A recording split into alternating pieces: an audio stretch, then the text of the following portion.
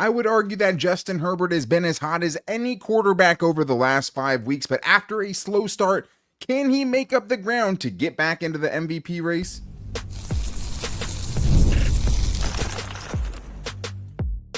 You are Locked On Chargers, your daily podcast on the Los Angeles Chargers. Part of the Locked On Podcast Network, your team every day.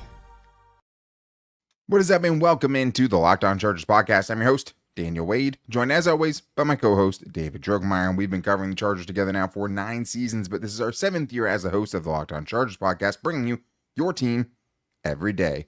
Thank you so much to the everydayers out there for making us your first listen. To make sure that you never miss the show, go subscribe or follow for free on the Locked On Chargers YouTube channel and listen wherever you get your podcast from. David, what do we got today?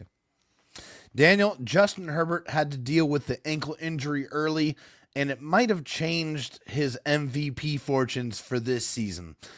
And the Chargers have had a great slate of rookies that have been able to really make an impact on this season. But if you had to pick who would be the rookie of the year on offense and defense, man, this was one of the most difficult questions to answer. And what on God's green earth has happened with DJ Chark? Man, it's been a disappearing act for sure. Not exactly what we thought when he won the starting job coming out of camp. But if you guys are trying to go to this weekend's game, download the Game Time app, create an account, and use the code LOCKEDONNFL for $20 off your first purchase. Terms apply. Download Game Time today. What time is it? Game Time. We actually had a couple of our fans over the last couple of games save some money on their tickets, and the atmosphere last week was electric. They're going to need it again for a huge game on Monday Night Football. And David, it's not Buy Yourself Tuesday getting into big overreactions, but you might have had one earlier today when you had tweeted out that you're entering Justin Herbert into the MVP conversation. And I have seen other pundits out there who are putting him in there, and I think at 7-3, I understand that part of it, because that's the first thing that comes along with being an MVP is you have to be on one of the best teams, period. Sure That's do. what it takes. But then we started kind of looking at it, and it's like, okay, he has a lot of ground to make up, right? So I think the big question to start this, what's going to be a fan mail show, is can Justin Herbert get into the MVP race, especially considering how well he's played? Man, can he get into the MVP race? I think obviously looking into it and looking really like deep into the stats and where he is in comparison to some of the other like winning quarterbacks, you know, that are on really good teams, guys like Lamar Jackson, guys like Jared Goff, guys like Josh Allen, who are all on, you know, fantastic football teams that are very much going to be vying for the playoffs and a Super Bowl berth. Like that's what those type of teams have shown us already this season, that they're on that trajectory. And looking at what Justin Herbert has done, at least recently, I think he's definitely starting to knock on that door to get into that conversation. Yeah, I think for him, like I said at the beginning of the show, it's just the slow start that's really hurting him. And I think for something like an MVP award, so much of it counts with the counting stats, right? Yeah. So I think if you're talking about what it's going to take for him, I mean, it's going to take a lot. I think it starts with you're probably going to have to beat the Ravens and the Chiefs. Oh, yeah. You would have to have much, much better stats than Patrick Mahomes. And even with all of his interceptions, I mean, he reels off a couple of clean games. And his stats plus the record that he's going to have, especially if he beats the Chargers, because their schedule is kind of soft down the stretch. Yeah. He would have to have such better stats, because a lot of this is being, you know, the best player or the best quarterback a lot of times in the MVP race on the best team. It's why Lamar Jackson last year with 24 touchdowns was able to win MVP. That's kind of as simple as it gets. And then you look, Josh Allen, 9-2. Jared Goff, 9-1. Lamar Jackson is playing way better than he did last season, at least statistically. 25 touchdowns, 3 interceptions, 584 rushing yards, and a passer rating of 117.3. Yeah, he's killing it. That being said, if you beat him this weekend, they're 7-5. Yeah. Right? And like, I don't know if he's going to be able to win the MVP race if they have 6 losses, right? And they go 11-6, and there's other teams that have 12 or 13. But I do think for this conversation, David, with where Justin Herbert's stats are, I mean, I do they have to win 12 games at least, and honestly, probably 13 games.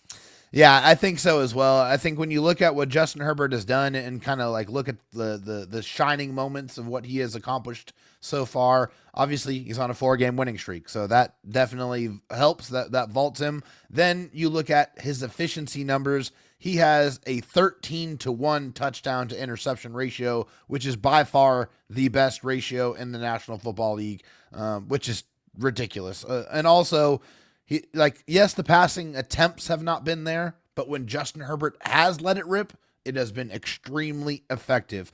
He is number one in yards, completions, and touchdowns when making passes over 20 yards. So when Justin Herbert lets it rip and he's throwing it down the field, he's finding a tremendous amount of success.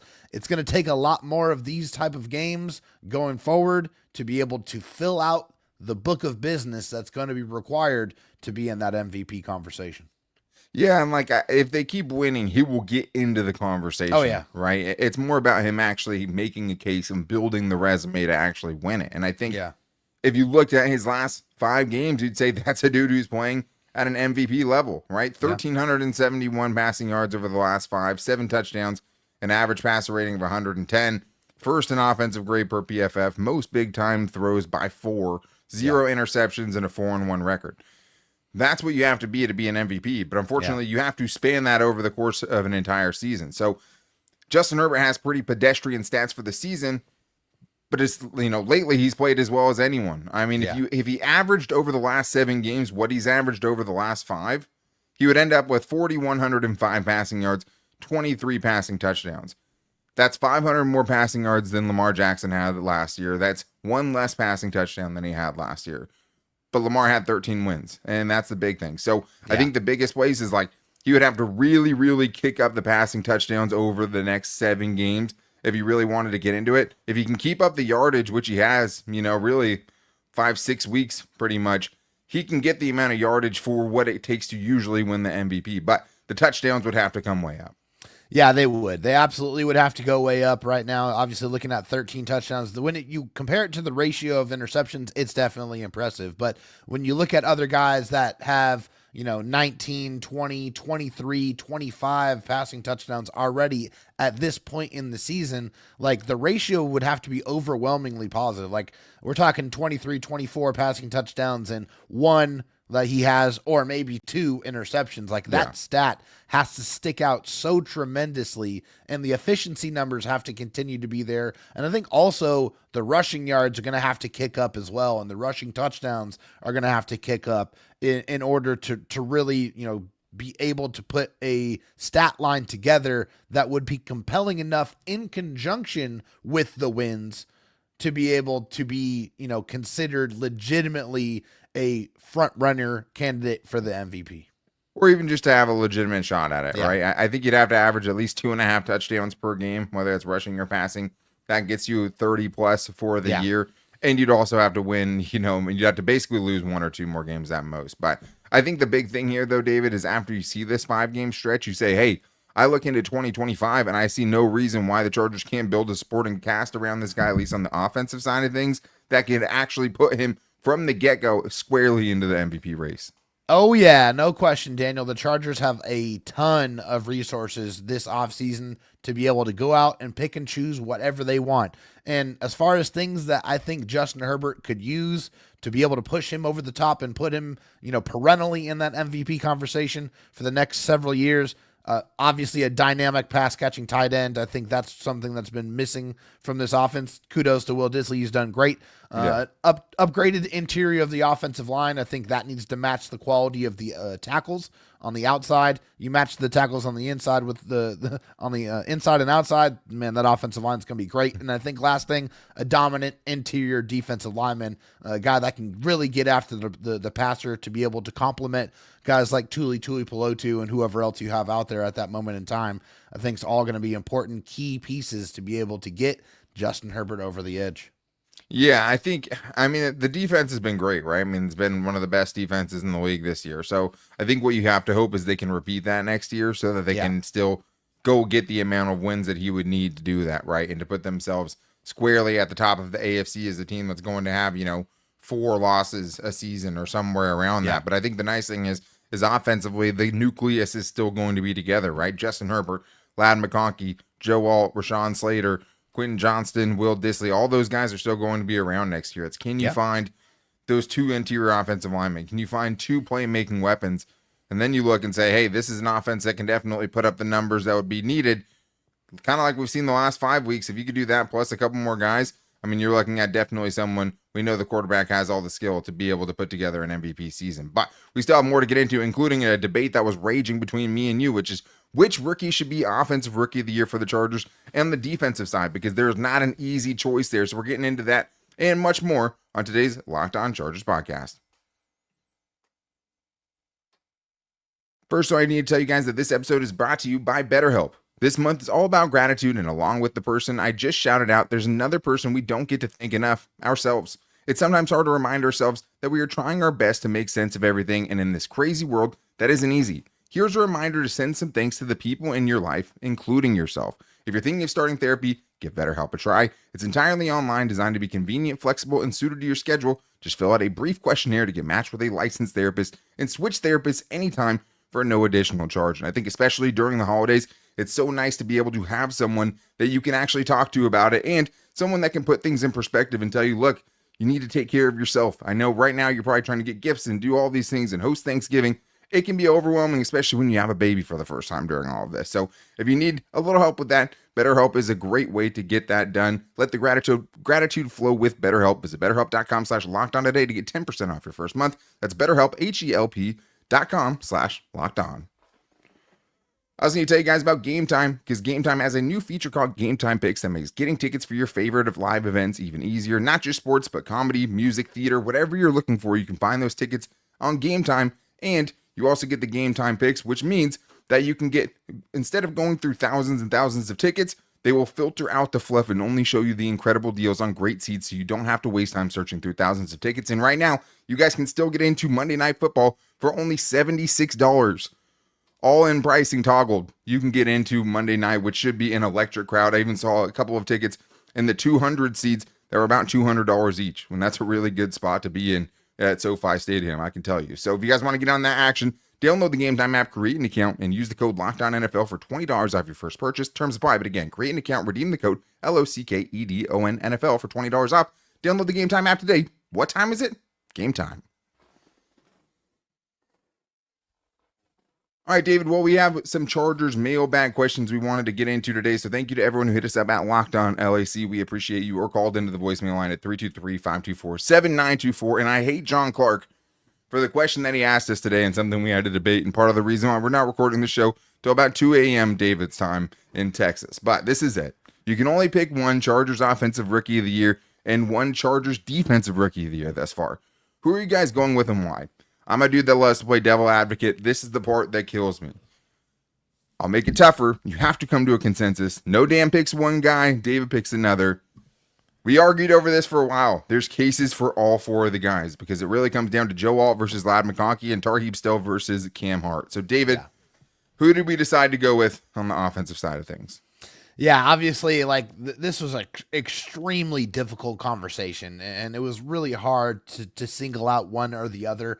But when we kind of broke it down and really dug into it and looked at it, Ladd McConkey's been fantastic this year. He's been one of the best rookie wide receivers in the NFL.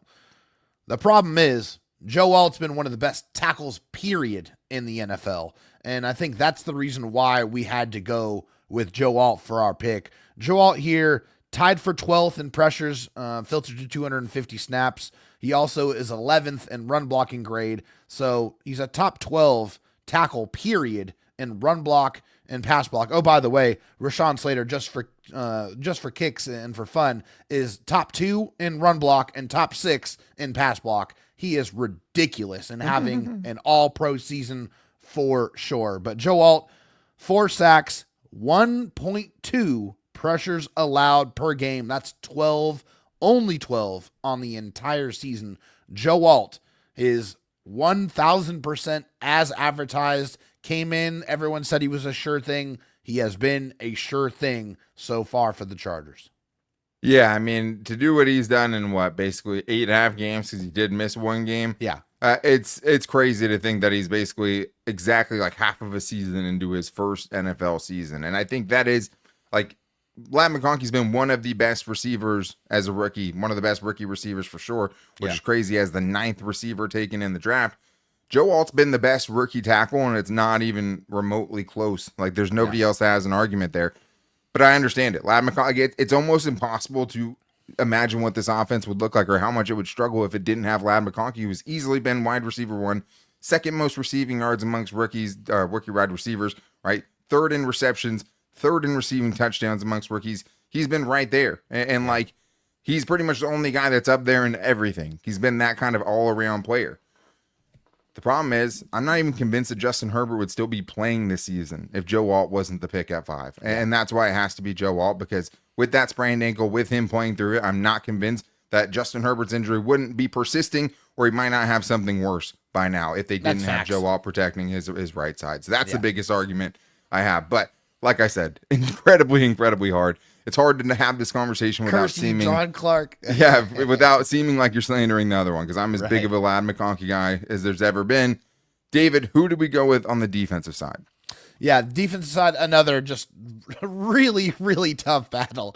A really hard conversation. There's no right here answer. There's no right answer. Tarheeb Still and Cam Hart. Both of these guys have stepped up, been put in an impossible situation, coming in, being fifth-round corners, and being thrust into the starting rotation and having to immediately play 40, 50 snaps a game.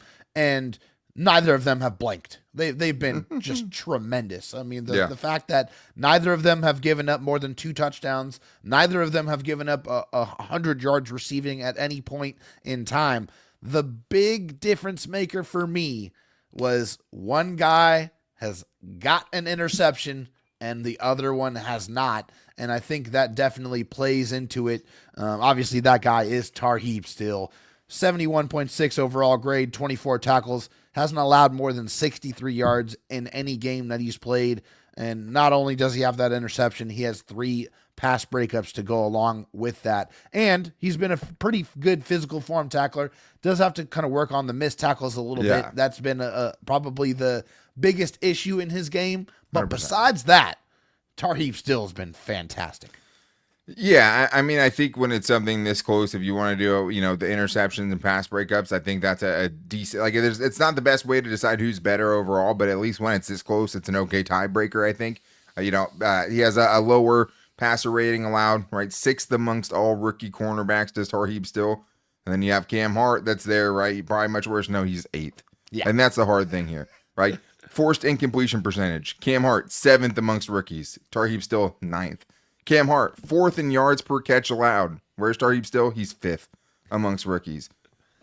There's no wrong answer. There's no right answer. Like, that's the hard thing for me. I mean, I think on a snap-to-snap basis, Cam Hart has been the better tackler for sure. You might even say he's the more consistent cover guy. But Tarheeb Still has made the more flashy plays, right? Got the interception, forced another interception because of his pass breakup. Yeah. I'm okay going with Tarheeb Still there, but like there's an easy argument for Cam Hart, but to have both these guys be 5th-round picks and be playing at the level they are is just insane. But we do have a voicemail here from Jackson, who might have to make us do something else we don't really want to do, and that's give Tom Telesco credit. Daniel, David, this is Jackson here. Something that's kind of been on my mind, with the class of 2023, doing so well for the Chargers in this season, do Charger fans kind of owe Tom Telesco a tip of the cap or a thank you? Not saying that he didn't need to go, but it does make me wonder, he did find all these players that are now having success in this season.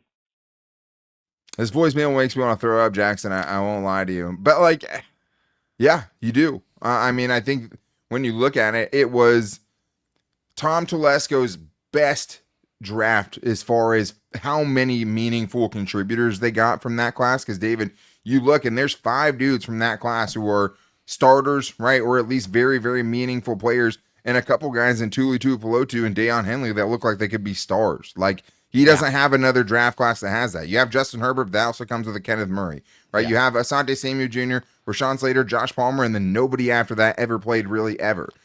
That probably was his best class as far as all around.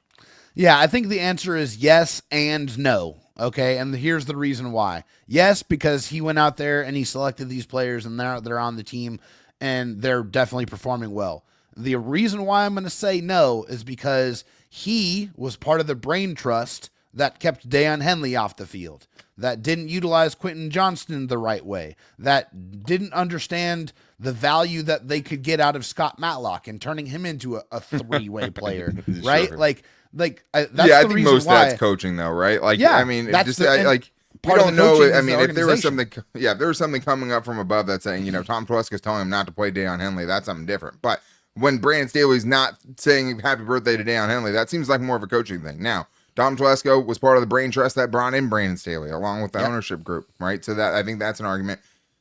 But yeah, I mean, I think that you have to give him a little bit of credit, but at the same time, it doesn't make up for the, 50 bad draft picks that he made. And Absolutely it just not. doesn't, So like, I just think that, yes, you do have to give some credit there.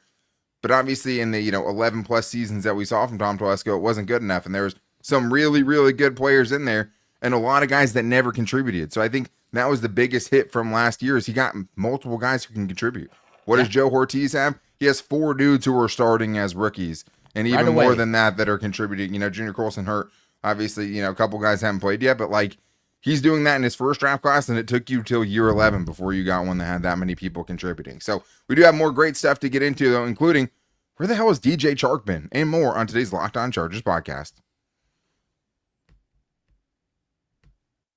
First, though, I just need to say real talk. We've all been there feeling like we're burning cash with those rent checks. It's frustrating, right? But here's the deal. Bilt Rewards has figured out a way to make rent more rewarding. Say goodbye to the money bonfire and hello to a renter's revolution with Bilt.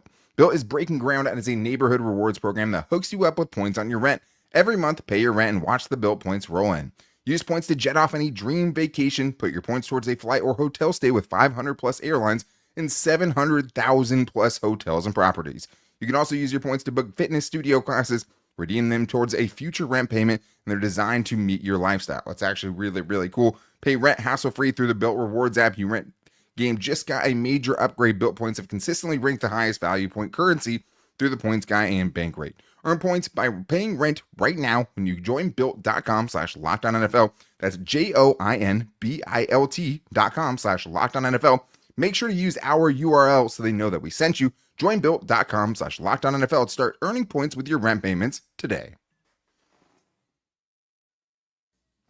David, we still have more great mailbag questions to get into and so little time, but it's so much fun hearing from you guys as always. Thank you to everyone who made us your first listen and contributed to this show. And thank you, as always, for making sure to check out a second listen if you guys want to, and that is Locked On NFL, which now has 2 shows a day, one in the morning with Tyler the Madman Rowland, and later on with Tony Wiggins, wherever you get your podcast from and on YouTube. So, Dave, let's get into this next fan mail question here, and we have a good one. Bolt Up 0707 says, what's up with DJ Chark? We didn't trade for help at wide receiver because we had him, yet he's a healthy scratch. David, what do you think? Yeah, I think here with DJ Chark, a lot of this has to come from the fact that he was injured and missed half the season. And at that point in time, like, nobody's going to wait for you, right? Nobody's going to care. And in the season, like, everything is so matchup specific for that opponent that you're playing against that week. And so these wide receivers, these guys that you've had out there, the Quentin Johnsons, the Lab McConkeys, like, these are the guys, Josh Palmer, these are the guys that have been out there week in and week out, and they're kind of now established in their roles the way that the season has dictated them to be in. And so for DJ Chark, coming off an injury, I think, they just haven't found the right way to integrate him. And, Greg Roman said on the 14th, he said, we're going to try to integrate DJ more and more as we go. Didn't get much action last week. And you're absolutely right. He didn't get much action that game. He played 1 snap. And then last week he was a healthy scratch. So yeah. I think this week, if they were going to integrate him, they have that extra day to maybe find a way to add him to the offensive slate. But the way things are looking and the way that the coaches are talking, we might not see much of DJ Chark. Yeah, it's hard to say. I think the hard thing specifically is that he doesn't play special teams, right? So if he's not involved in the offensive game plan, then there's really no point to have him active on game day. That being said, I still feel like there's a role he could bring to this team. Oh, yeah.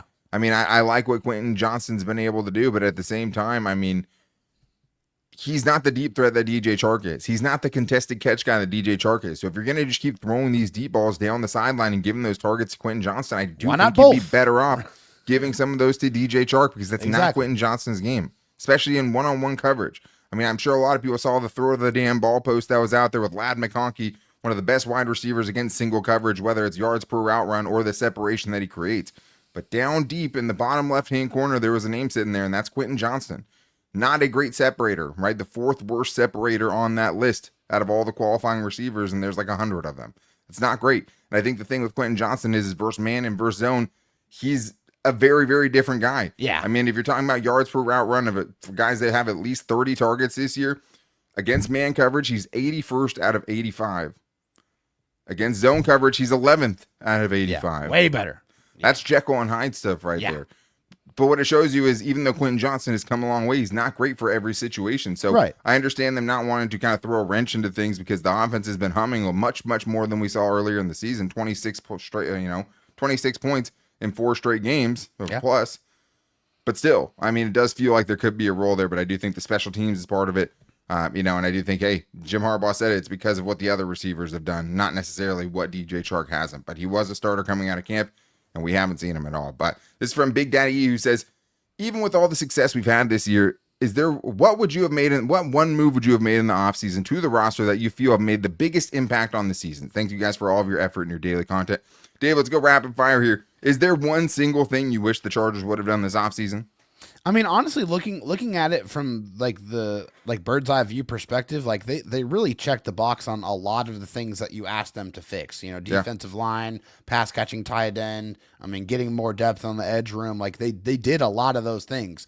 Now, did all of them work out? No, they didn't all work out. Obviously, looking at Hayden Hurst, I mean, with hindsight being 2020, he has done nothing for the Chargers this year. Really nothing. So, getting a more productive pass catching tight end would have been great. But obviously we're sitting here nitpicking when the Chargers had limited resources and they had some cap situations that they had to kind of maneuver. So with what they've done, with the players that they brought in, the contributions that they've got from these guys, I think they've done a pretty good job, but that's one move that sticks out to me. The funny thing is like I was looking at the free agent tight ends aside, and like the guy who's been the most productive out of any of those guys is Will Dissly. Yeah. Right. And you have to get credit even if you say that. If I were to say there was one thing I wish the Chargers would have done differently, and I've seen this sentiment out there, and this is one thing I was banging the table for, was during the draft, right? You didn't have a lot of free agent money.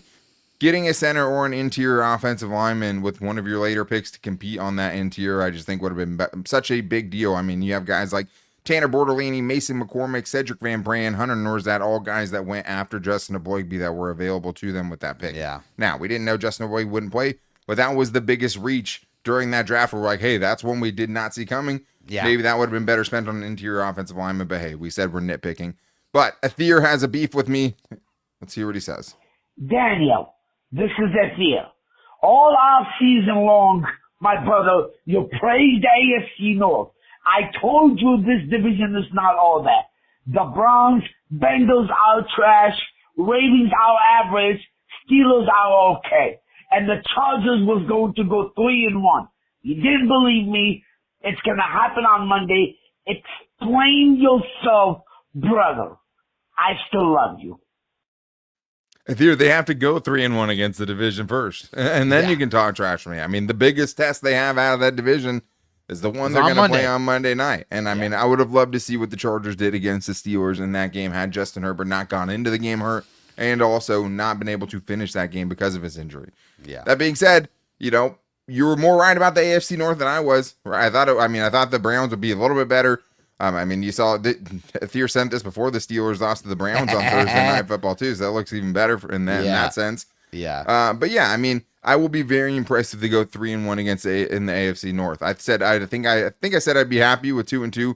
3-1 would be great, but I think it's mostly the Bengals and Browns are worse than expected. I think if you win this game, I give my flowers to Athir. I mean, that's a really, really impressive thing.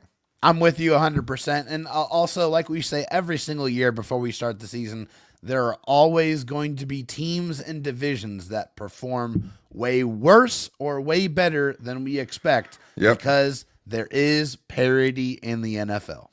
It just is. That's what it is, right? I mean, like, you just never know which actual tough games are on your schedule. I mean, Atlanta seemed like a very tough game for a lot of the season. And then they get now it seems very beatable, right? Yeah, I mean, the Ravens, it seems like they're unstoppable still, and somehow they have 4 losses. It just, sometimes things don't make sense, and good teams beat good teams, and bad teams beat good teams. It's one of the more impressive things for the Chargers this year is they haven't lost to a bad team yet. They've taken care of business against every bad team they've gone up against. But one more here from one of our favorite fans, Brian Rick, one of the best followers on Chargers Twitter, who says, Here's one for both of you.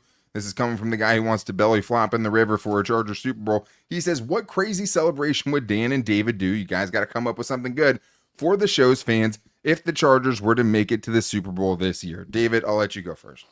Yeah, so I was going to go skydiving, but I weigh Okay. too much for that, so that's not going to happen. What I was going to do after that was take a trip to Scotland, which a lot of my lineage is in Scotland. That's just a vacation. No, it's not. It's a big, expensive one, though. Like, I Sure. got that kind of money. That's a lot of money. So it would probably be something like that. I feel like this is supposed to be like a punishment or something. I mean, if Brian Rick's belly flop in the river, I feel like it has to be like something like You'll be embarrassing. celebrating, though. Yeah, I mean, you're celebrating a Super Bowl, but it's basically because you're not willing to say, hey, they're going to go win it right now. So you're saying, hey, if they were to get there, right? Because he's saying make it to the Super Bowl this year. Fine, ice bath in Okay. freaking like Wisconsin. Let's go. Oh, you're going to go to Wisconsin and take an ice bath? That's how sure you are the Chargers aren't going to make it to the Super Bowl? That's what I'm going to do. I'm going to wear Chargers gear and sit on the Easter Bunny's lap with Dilly, and that is what I'll do if the Chargers can make it to the Super Bowl. Dylan's birthday is And Easter. we got to take professional pictures of that one. I might weigh too much for that. We'll see if I can find an Easter bunny that's willing to put me on top of them. But thank you, Brian, for the question. As always, I mean, hopefully we get there and then we can have fun with those problems. Dave's going to Wisconsin to take an ice bath, so I can't wait to see that. He said it on the show, and now it's cemented. So I think he hopes the Chargers don't make it to the Super Bowl now. We'll see. But Monday Night Football, you guys, make sure you're back with us on Monday morning as we give you our keys for success for this all-important Harbaugh Bowl that we hope the Chargers can get done and what it'll mean if that happens. I know Chris Sainz said, hey, what does that mean? It means the Chargers are legitimately a contender in the AFC to make a playoff run, and I think that's so exciting, and we'll see what happens on Monday night, but make sure you guys start your Monday with us that morning and then come back for the live show Monday night as we break down what that game is going to have in store, because it's going to be fireworks for sure. But to make sure you don't miss the show, go subscribe or follow for free on the Locked On Chargers YouTube channel and listen wherever you get your podcast from, as well as following us wherever you get your podcast from, as well and on social media. You can find the show every day at Locked On LAC on Twitter, at Locked On Chargers on Instagram, and our Locked On Chargers Facebook page. You can also find me on Twitter at Dan Talk Sports and David at Dro Talk SD. But we are juiced for Monday Night Football. Make sure you guys are here to get ready for that game with us on Monday morning. But until then, guys, take it easy and go Bolts.